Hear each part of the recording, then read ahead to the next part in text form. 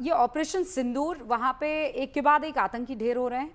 दूसरा, हमने पाकिस्तान की जो जिसे कहते हैं ना, वो क्या जगलर वेन है ना, उसे हमने अभी भी दबाए रखा एकदम। वो तो कहता कश्मीर है ना, कश्मीर है?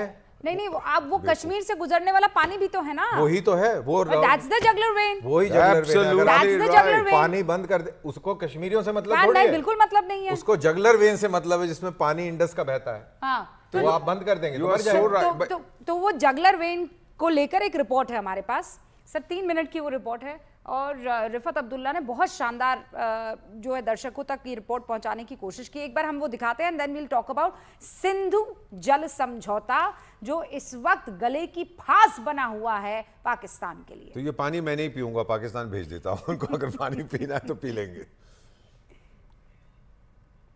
पाकिस्तान को लग रहा है कि अगर भारत की तरफ से पानी बंद किया गया तो पाकिस्तान को काफी नुकसान हो सकता है। पाकिस्तान के लीडर्स लगातार स्टेटमेंट दे रहे हैं कि अगर इंडस वाटर ट्रीटी को कैंसिल किया गया तो वो युद्ध पे उतर आ सकते हैं। वजह यह है, यह आपको मैं दिखाने की कोशिश करूंगा।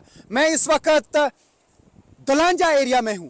यह श्रीनगर मुजफ्फराबाद रोड है, यह दरियाई जहलिम का पानी यहां से बह रहा है, यह दलांजा गांव है और उसके साथ में उरुसा गांव है। यहां से सिर्फ 3 किलोमीटर दूर है कमान पोस्ट, यानी भारत के एलओसी के साइड से जहलिम यहां से सिर्फ 3 किलोमीटर की दूरी तक जाता है। उसके बाद लाइन ऑफ कंट्रोल के उस पार जाता है, फिर आगे पाकिस्तान के इलाकों में चला जाता है। और ये आप देख सकते हैं किस तरीके के दर्रे हैं, बराबर बारामुल्ला से लेके यहां तक इसी तरीके का दर्रा है, और इसी दर्रे के बीच में से दरियाई जहलिम बहता है। तो लोग जानना चाहेंगे कि किस तरीके से पानी को रोका जा सकता है, किस तरीके से भारत की तरफ से पाकिस्तान के खिलाफ इसे वेपन के तौर पर इस्तेमाल किया जा सकता है, किस तरीके से इस पानी से फायदा उठाया जा सकता है, किस तरीके से पाकिस्तान में खेतों को नुकसान हो सकता है। मान लीजिए कि कल को अगर इंडस वाटर ट्रीटी पूरी तरह से कैंसिल हो गई तो यहां पे कहीं पर भी बांध बनाया जा सकता है, गेट बनाया जा सकता है। मान लीजिए कि कमान पोस्ट से आधा किलोमीटर पहले अगर बांध बनाया गया, सबसे पहले मैं बताना चाहूंगा ये जो बॉटम ऑफ द रिवर है वहां से लेकर उस रोड तक तकरीबन 60 से 70 मीटर की ऊंचाई है, यानी कम से कम 30-40 मीटर ऊंचा बांध बनाया जा सकता है, पानी को रोका जा सकता है, और तकरीबन उड़ी के आगे तक यह पानी जमा हो जाएगा। और अगर इसे वेपन के तौर पर भारत इस्तेमाल करना चाहे तो एकदम से गेट खोला जा सकता है, तो लाइन ऑफ कंट्रोल के उस पार बाढ़ आ सकती है, खेतों को वैसे ही नुकसान पहुंच सकता है। लेकिन अगर इस पानी को, जब पानी का बहाव कम होता है, इस पानी को रोका गया तो कई दिनों तक लाइन ऑफ कंट्रोल के उस पार पानी नहीं जाएगा, खेत सूख सकते हैं, और जितने भी बिजली प्रोजेक्ट्स लाइन ऑफ कंट्रोल के उस पार हैं उनमें बिजली की जनरेशन 0 पे आ जाएगी। और यहाँ इस एरिया में और पावर प्रोजेक्ट्स बनाए जा सकते हैं और डैम बनाए जा सकते हैं, क्योंकि इंडस वाटर ट्रीटी के तहत इस पानी को ना ही मोड़ा जा सकता है, ना ही डाइवर्ट किया जा सकता है, और ना ही इसे डैम बनाया जा सकता है, बल्कि इस एग्रीमेंट के तहत सिर्फ on the run of the river power projects बनाए जा सकते हैं। फिलहाल 2 पावर प्रोजेक्ट्स उड़ी में बनाए गए, उड़ी फर्स्ट, उड़ी सेकंड। फर्स्ट 480 मेगावाट का है, उड़ी hydel power project second 240 megawatt का है। अभी तक खाली उड़ी एरिया में 720 मेगावाट बिजली जनरेट की जा रही है इस पानी से। लेकिन अगर डैम बनाए गए, पानी को डाइवर्ट किया गया, टनल्स के थ्रू पानी को गुजारा गया, आगे चलाया गया, तो न जाने कितने हजार मेगावाट बिजली और जनरेट हो सकती है। हालांकि इसमें काफी टाइम लग सकता है। तो ये सुना आपने रिफत अब्दुल्ला की ये पूरी की पूरी रिपोर्ट आप इस वक्त देख रहे थे।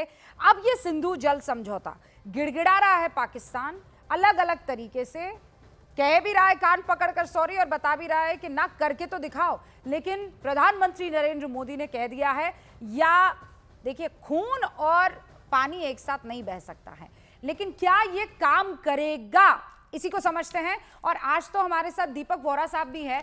1990 में इसी ट्रीटी को रिव्यू करने के लिए जो एक पूरी टीम बनी थी, कोर टीम, उनके एक इंपॉर्टेंट सदस्य के तौर पर दीपक वोरा जी काम कर रहे थे। ये काम करेगा दिल्ली, ये जो सिंधु जल समझौता है, इसको रोक देना, छोड़ देना अपने हिसाब से? ये तो बहुत सिंपल सी चीज़ है। देखिए, पाकिस्तान की क्रिएशन हुई थी 1947 में, समझौता किया 1960 में। पाकिस्तान डरा हुआ था कि दो हेडवर्क्स थे ब्रिटिश इंडिया के कैनाल सिस्टम के, माधोपुर और फिरोजपुर में, दोनों भारत में थे। उस वक्त हम जब चाहते तो उसका पानी रोक देते, लेकिन वो फिर हाथ जोड़ता रहा, वर्ल्ड बैंक को ले आया, इसको ले आया, उसको ले आया, तो हमने ये ट्रीटी पर हस्ताक्षर किए। टोटली वन साइडेड ट्रीटी है। अब हमसे कहा जाता है कि इसको टर्मिनेट करने का प्रोविजन नहीं है, लेकिन इस ट्रीटी का एक बाप है जिसको हम कहते हैं convention on treaties, treaty of treaties. उसमें कहा जाता है अगर हालात बिल्कुल बदल जाएं जब कोई ट्रीटी साइन की जाती है तो आप ट्रीटी को रद्द कर सकते हैं। वही हम कर रहे हैं। अभी तो अबेयंस में रखा, टेक्निकली इसका मतलब होता है वो खत्म हो जाए, किस दिन हम उसकी घोषणा कर देंगे। अब पानी इनके पास नहीं जाएगा, बहुत तकलीफ होगी। मैम, हम सिर्फ सिंधु नदी की बात नहीं कर रहे, हम कहते हैं इंडस वाटर्स ट्रीटी, लेकिन सारा जो इंडस सिस्टम है 1+5 सिंधु और उसकी 5 ट्रिब्यूटरीज, सबका पानी हम बंद कर सकते हैं। तो ये तो बहुत बुरी हालत हो जाएगी, पीने का पानी नहीं रहेगा। कहते रहते हैं कि ये कर देंगे, वो कर देंगे, खून बहेगा। मैम, जब मैं सूडान में आपका राजदूत था तो इथियोपिया और इजिप्ट के बीच में बहुत जंग चल रहा था ब्लू नाइल के ऊपर। इथियोपिया कहता हम डैम बना रहे हैं, इजिप्ट बोला मैं ये कर दूंगा, वो कर दूंगा। इथियोपिया ने कहा देखते हैं तू क्या करेगा, कुछ नहीं किया। अब वो पानी उसका पूरा इथियोपिया कंट्रोल करता है, डैम बना दिए। यही चीज यहां पे होने वाली है। अब तो डैम बनाने की जरूरत भी नहीं है, सिर्फ पानी को डाइवर्ट कर देंगे थ्रू टनल्स, अगर ये निर्णय सरकार ने लिया। तो जब हम इनसे बात करते थे ये सुनने को तैयार नहीं होते हैं। दिक्कत ये होती है ma'am, you negotiate with a person जो सुनता है आपकी बात, जिसमें कुछ बुद्धि हो कि आगे क्या होगा, वो तो सुनने को तैयार ही नहीं है। कि इसको नहीं, अपने आप को बहुत शातिर समझते हैं। उनको हम उसी वक्त भी हम लोग हमेशा उनसे कहते रहते हैं भाई हम तो चाणक्य की संतान है, आप हमारे सामने कुछ भी नहीं है, we are giving you a very good proposal. नहीं मानेंगे मैम। तो यही चीज है। अब ये जो ट्रीटी की बात आपने, आपकी कितनी अच्छी शानदार रिपोर्ट की है, द डे हमने फैसला कर लिया कि अब खत्म, मैम वो कुछ नहीं कर पाएगा। Take it from me. क्या करेगा अगर हमने कोई डैम बना भी दिया? डैम तो बनाएंगे नहीं, वाटर डाइवर्जन, इसको कहते हैं इंटरबेसन ट्रांसफर।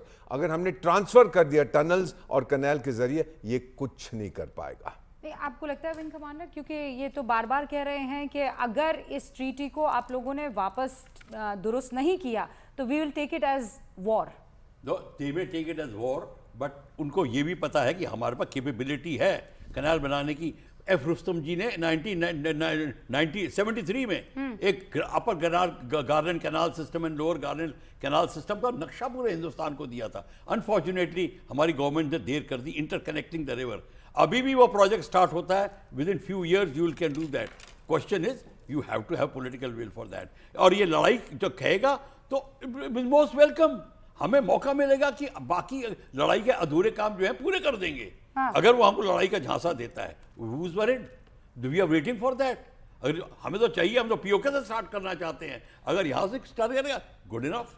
इंडिया में लड़ाई के डर से ना झांसे में डरेगा, ना न्यूक्लियर के झांसे में डरेगा, किसी भी नहीं है। We are just waiting for it and he now knows it. That is why his voice is changing. और यहाँ पर वापस ये जाकर सबसे दुआएं करने लगे कर्नल दानवीर। तो यहाँ से खैर क्या दुआएं करेंगे, कभी सऊदी के पास पहुंच जाएंगे। हाँ, तो उन्होंने गुहार लगा दी है। अगर आप खबर देखें तो खबर में है कि वो भारत को रिक्वेस्ट कर रहे हैं कि आप दोबारा से इसको रीलुक कर दें, एज पर दी न्यूज़पेपर रिपोर्ट्स। तो रीलुक तो नहीं हो सकता है। और रीलुक क्यों होगा? क्योंकि आपने तो अपना पैंतरा बदली किया नहीं है।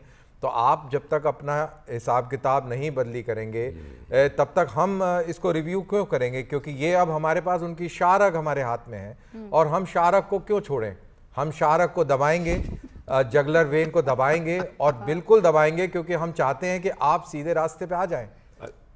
I want to add something to this ma'am. Jugular vein का बहुत अच्छी जगह में, जगुलर वेन तो कश्मीर है जो मेरे हाथ में है इस समय, दबा सकता हूँ। यही जो पिंजड़े वाली मुनरिया है, इसने किसी, मेरे ख्याल अपने कैडेट्स को एड्रेस कर रहा था, बोला कि Pakistan is a soft state. मैंने कई दोस्तों से पूछा इस बेवकूफ़ को मालूम है सॉफ्ट स्टेट का मतलब? नहीं मालूम है। मैं तो इकोनॉमिस्ट हूँ। हमने 1968 में गुनर मर्डल की किताब पढ़ी थी। मैम लिसन टू दिस, उन्होंने किताब लिखी थी Asian drama, inquiry into the poverty of nation. हम लोग पढ़ते थे कॉलेज में, और उसमें उन्होंने लिखा है सॉफ्ट स्टेट, पहली बार ये शब्द यूज किया। सॉफ्ट स्टेट की क्या रिक्वायरमेंट होती है?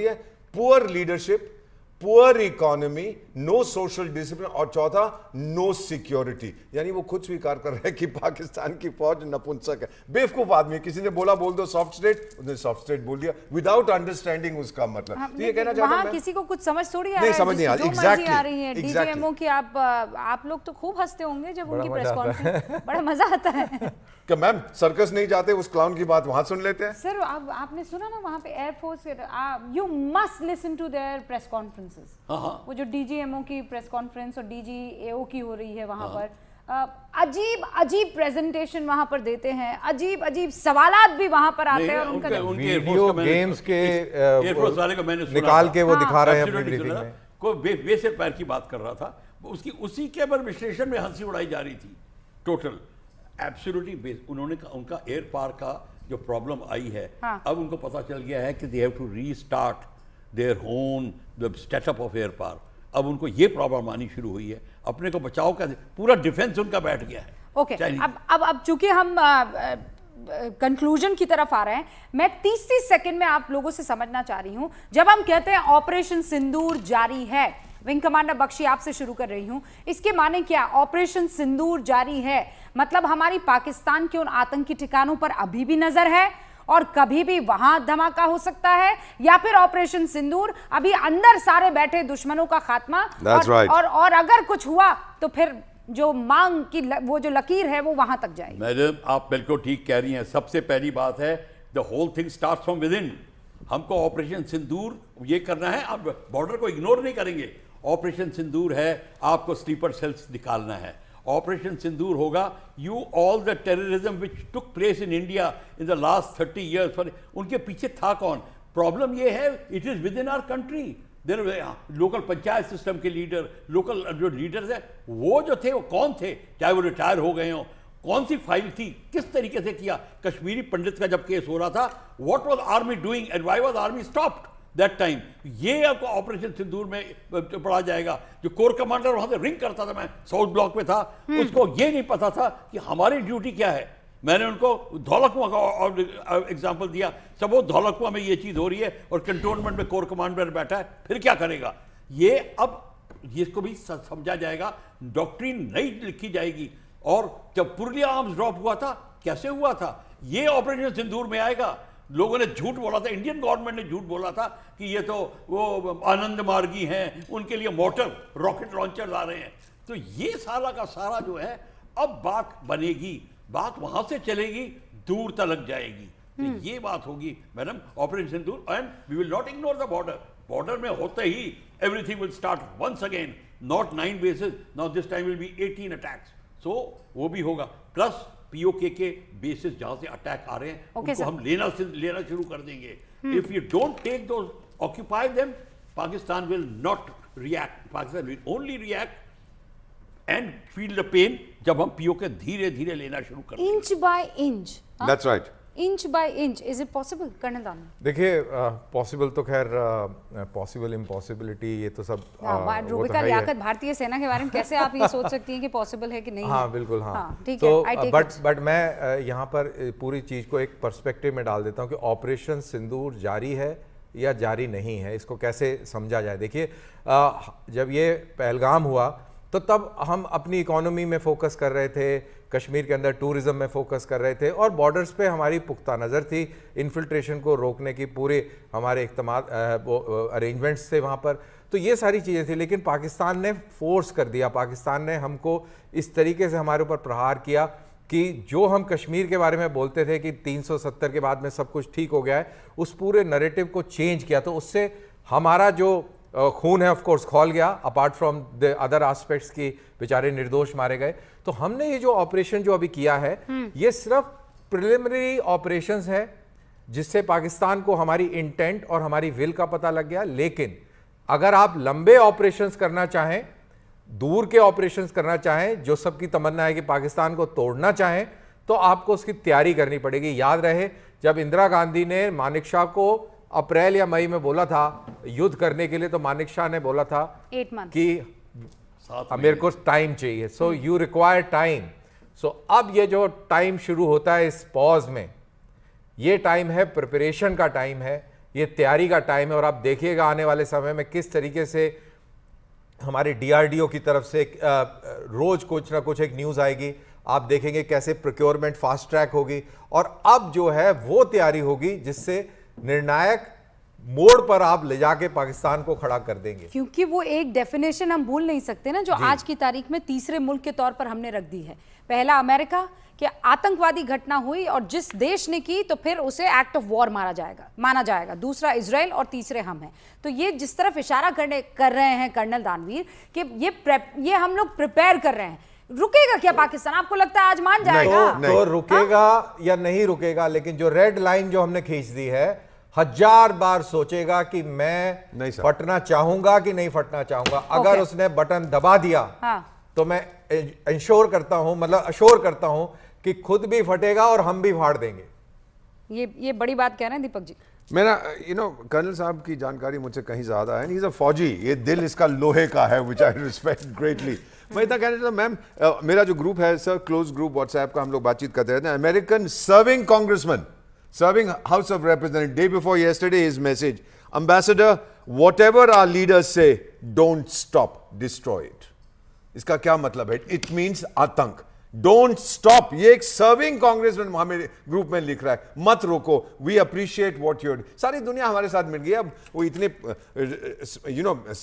एक्सप्लिसिट टर्म्स में नहीं कहते, but they are with us because 100 से ज्यादा देश, 193 सदस्य हैं संयुक्त राष्ट्र संघ के, 100 से ज्यादा पीड़ित हैं टेरर से। और मैं क्षमा चाहता हूं, आप तो भारत की शानदार बेटी हैं। ओवर 90% ऑफ टेरर इंसिडेंट जो हैं उनका इस्लाम से संबंध होता है और पाकिस्तान से संबंध होता है। So what are they talking? ये सब पीड़ित हैं। वेस्ट अफ्रीका में देखिए, जहां मैं काम करता हूं, central, everywhere there is a, चाहे अल कायदा है, चाहे IS है, चाहे ये है, चाहे वो, everywhere they say we don't want radical Islam, we don't want this kind of terrorism, we want, और बेटा ये मैं छाती चौड़ी करके कहता हूं कि the world wants the kind of Islam that is represented by this young lady, हमारी बेटी जो यहाँ पर थैंक यू बैठी सर। हुई है। लेकिन ये बात एकदम आप सही कह रहे हैं। ये जब तक हम कहाँ दर्द हो रहा है और क्यों दर्द हो रहा है, बीमारी को पहचानेंगे नहीं, तब तक हम ऑपरेशन कैसे कर पाएंगे? अब हम ये कहने लग जाए कि नहीं आतंकवाद का तो भैया देखो ही मत, धर्म नहीं होता है। नहीं, हमको इंट्रोस्पेक्ट करना होगा, और अगर इंट्रोस्पेक्ट नहीं किया तो ये किसी ना किसी दिन भस्मासुर बनकर हमें ही निकल जाएगा।